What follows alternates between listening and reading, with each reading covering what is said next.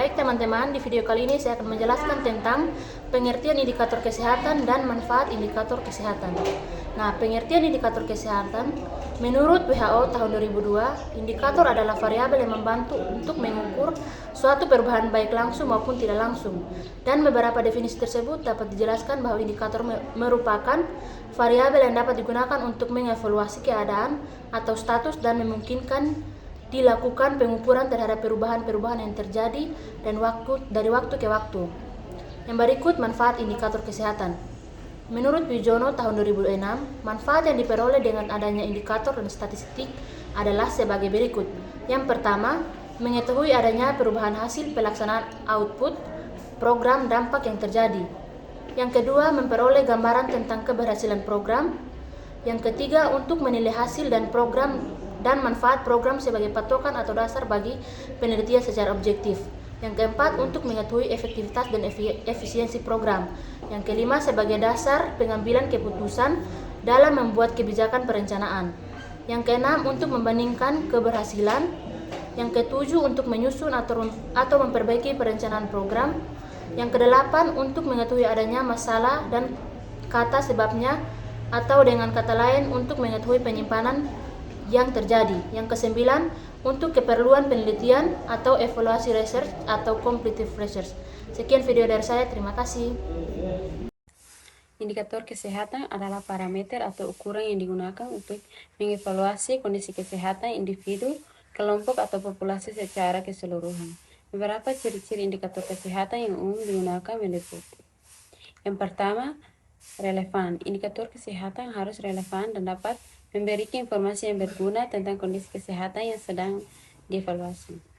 Yang kedua, valid. Indikator kesehatan harus memiliki validitas, artinya indikator tersebut harusnya benar-benar mencerminkan kondisi kesehatan yang ingin diukur. Yang ketiga, reliable. Indikator kesehatan harus dapat diandalkan sehingga pengukuran yang dilakukan konsisten dan dapat dipercaya. Yang keempat, indikator kesehatan harus sensitif terhadap perubahan kondisi kesehatan yang terjadi. Dengan demikian, indikator tersebut dapat mendeteksi perubahan dengan akurat. Yang kelima, spesifik. Indikator kesehatan harus spesifik dalam pengukuran aspek kesehatan tertentu tanpa terlalu banyak faktor gangguan. Yang keenam, mudah diukur. Indikator kesehatan sebaiknya mudah diukur dengan cara yang konsisten dan dapat diulang. Yang ketujuh, dapat diinterpretasikan. Indikator kesehatan harus dapat diinterpretasikan dengan jelas sehingga hasil pengukuran dapat dimengerti oleh berbagai pihak. Yang terakhir, berkaitan dengan tujuan evaluasi. Indikator kesehatan harus relevan dengan tujuan evaluasi kesehatan yang ingin dicapai.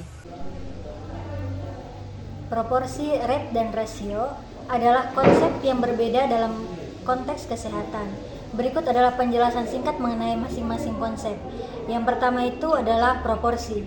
Proporsi adalah perbandingan antara bagian dari suatu populasi dengan keseluruhan populasi.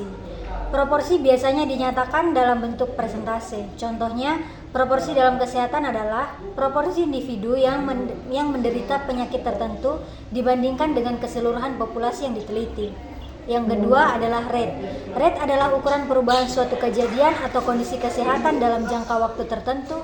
Rate biasanya dinyatakan dalam bentuk jumlah dan kejadian per unit waktu atau populasi. Contoh rate dalam kesehatan adalah angka kejadian penyakit tertentu per 100.000 penduduk dalam setahun. Yang ketiga adalah rasio. Rasio adalah perbandingan antara dua jumlah atau ukuran yang berbeda. Rasio tidak hanya terbatas pada perbandingan antara dua variabel yang serupa. Contoh rasio dalam kesehatan adalah rasio jenis kelamin di suatu populasi atau rasio antar jumlah kasus positif dengan jumlah kasus negatif dalam uji diagnostik. Dalam konteks kesehatan, proporsi, rate, dan rasio digunakan sebagai metrik untuk mengukur dan memahami kondisi kesehatan suatu populasi. Setiap konsep memiliki kegunaan dan aplikasi yang berbeda, tergantung pada tujuan penelitian atau evaluasi kesehatan yang dilakukan. Terima kasih. Angka kesakitan atau mortality rate adalah salah satu indikator kesehatan yang mengukur tingkat kejadian penyakit atau gangguan kesehatan dalam suatu populasi pada suatu periode waktu tertentu. Indikator ini memberikan gambaran tentang seberapa sering penyakit atau kondisi kesehatan tertentu terjadi dalam populasi yang diteliti. Terdapat beberapa jenis angka kesakitan yang umum digunakan, antara lain yang pertama, angka kesakitan absolut merupakan jumlah kasus penyakit tertentu dalam suatu populasi pada suatu periode waktu tertentu. Misalnya, jumlah kasus flu pada bulan Januari di suatu kota. Kedua, angka kesakitan relatif merupakan perbandingan antara jumlah kasus penyakit tertentu dengan jumlah populasi pada periode waktu yang sama. Angka ini biasanya dinyatakan per 1000 atau 100.000 populasi. Ketiga, angka kesakitan kumulatif merupakan jumlah kasus penyakit tertentu yang terjadi selama periode waktu tertentu dalam suatu populasi. Angka kesakitan spesifik merupakan angka kesakitan untuk penyakit atau kondisi kesehatan tertentu dalam suatu populasi.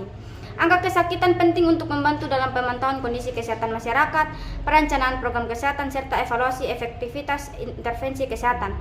Dengan memahami angka kesakitan, pihak terkait dapat mengidentifikasi masalah kesehatan yang mendesak dan mengarahkan sumber daya untuk penanggulangannya. Angka kematian atau mortality rate adalah salah satu indikator kesehatan yang mengukur tingkat kematian dalam suatu populasi pada suatu periode waktu tertentu. Indikator ini memberikan informasi penting tentang seberapa sering kematian terjadi dalam populasi yang diteliti, baik secara keseluruhan maupun akibat penyakit atau kondisi kesehatan tertentu. Beberapa jenis angka kematian yang umum digunakan meliputi: yang pertama, ada angka kematian absolut, yang merupakan jumlah kematian yang terjadi dalam suatu populasi pada suatu periode waktu tertentu. Misalnya, jumlah kematian akibat penyakit jantung dalam 1 tahun di suatu wilayah. Yang kedua, angka kematian relatif. Angka kematian relatif merupakan perbandingan antara jumlah kematian dengan jumlah populasi pada periode waktu yang sama. Angka ini biasanya dinyatakan dengan per 1000 atau per 100.000 populasi. Yang ketiga, angka kematian kumulatif, yang merupakan jumlah total kematian yang terjadi dalam suatu populasi selama periode waktu tertentu. Yang keempat, angka kematian spesifik merupakan angka kematian untuk penyakit tertentu atau kelompok usia tertentu dalam suatu populasi.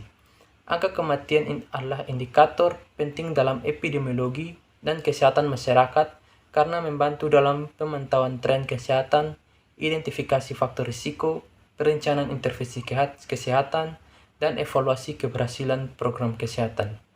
Terima kasih. Nilai absolut dan nilai relatif adalah dua konsep yang sering digunakan dalam analisis data dan pemetaan informasi. Berikut adalah penjelasan singkat tentang kedua konsep tersebut. Yang pertama, nilai absolut. Nilai absolut adalah ukuran atau angka yang berdiri sendiri tanpa perbandingan dengan ukuran lain.